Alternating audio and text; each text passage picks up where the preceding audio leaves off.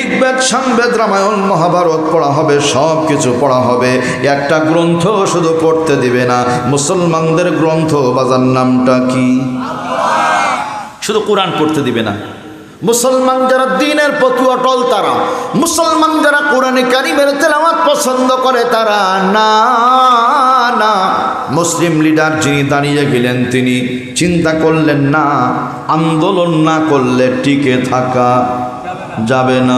বিপ্লব মানে জীবন দেয়া বসে থাকা নয়, সে কোনো দিন আসবে না রে করো যদি ভয়। মারহাবা বলেন।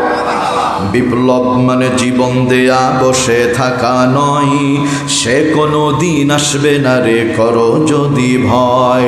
আসবে বিজয় রক্ত আর জীবনের বিনিময়। মারহাবা। আসবে বিজয় রক্ত আর জীবনের বিনিময়। বিপ্লব মানে জীবন দেয়া বসে থাকা নয়, সে কোনো দিন আসবে না রে করো যদি ভয়। লড়াইয়ের ওই ময়দানেতে যেতে তোমাকে হবে, প্রয়োজনে সব রক্তটুকু জমিনেই ঢেলে দিবে। আওয়াজ করে বলো ঠিক কিনা?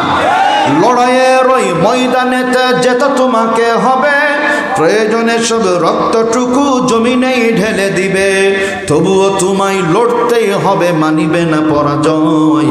বিপ্লব মানে জীবন দেয়া বসে থাকা নয়, সে কোনো দিন আসবে না রে করো যদি ভয়। মারহাবা বলে। মুসলিম লিডার দাঁড়িয়ে গেছে, মুসলমান মায়ের সন্তানেরা কোরআন পড়তে দিবে না যেখানে, মুসলমান থাকবো না সেখানে। আল্লাহু আকবার বলেন। মুসলমানগুলি নেতার পিছনে পিপিলিকার দলের মতো বিদায় হয়ে চলে যায়। সঞ্চালক যিনি বড় জ্ঞানী মানুষ, তিনি সভাপতি সাহেবের কাছে ছুটে যায়। নজর করে দেখেন মুসলমানরা কিন্তু চলে যাচ্ছে। কেন? বলে কোরআন পড়তে দিবেন না, সেই জন্য চলে যায়।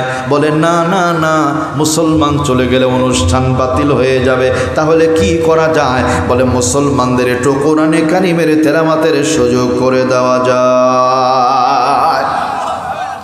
লুকমি সঞ্চালক বলছে তাকাও, এদিকে তাকাও, 3 মিনিট সময় দাও, বেশি দিও না। অন্যান্য গ্রন্থ পড়ার জন্য লম্বা সময়, কোরআন পড়ার জন্য মাত্র 3টা মিনিট সময়।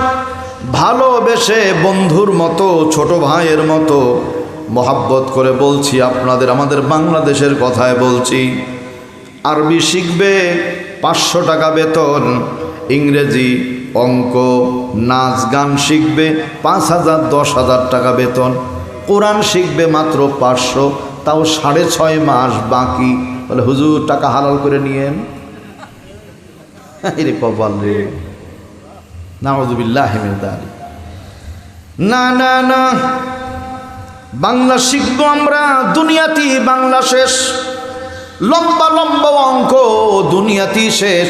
ইংরেজির আটুস ফুটুস এত কত দাম নাই, কারণ আমেরিকার মুচি মেথর যারা, তারাও ইংরেজিতে কথা বলে। বড় ভাই কথা বলে।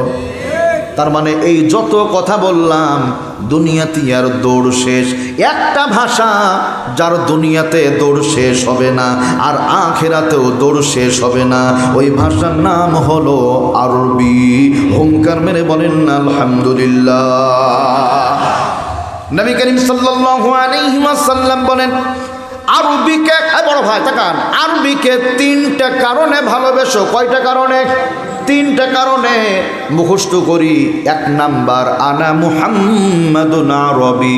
ও দাদা বলেন, আমাদের নবীজির মুখের ভাষা কি ছিল?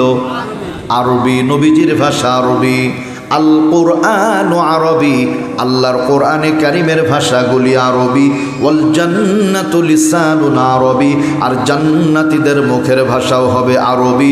আওয়াজ করে বলেন না সুবহানাল্লাহ। জান্নাতি মানুষগুলি জাহান্নামীদেরকে, তাকান, বিকাল বেলায় বারান্দায় আসবে, জাহান্নামীরা পুড়ে পুড়ে পুড়ে বারান্দার দিকে আসবে নিঃশ্বাস নেবার জন্য। 2 পক্ষের দেখা হবে।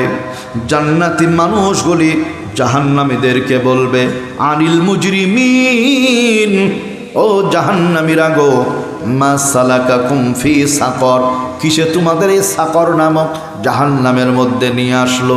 জাহান্নামীরা বলবে, ক্বালু লাম নাকু মিনাল মুসাল্লিন, আমরা